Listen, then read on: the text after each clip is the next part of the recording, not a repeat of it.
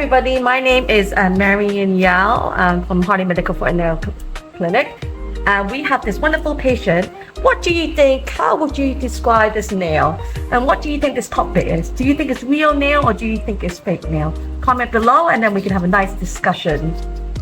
So what I'm going to do today is I'm going to remove the nail.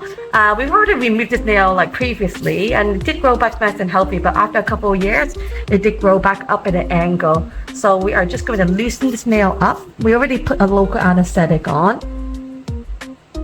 So this should just come up very, very easily. Voila, one.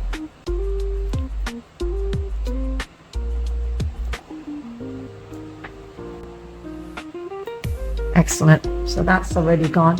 So what we can see is it's a retroonychia where you have multiple layering of the nail. There's a little bit of inflammation going on in the nail, a bit of kyphotic too.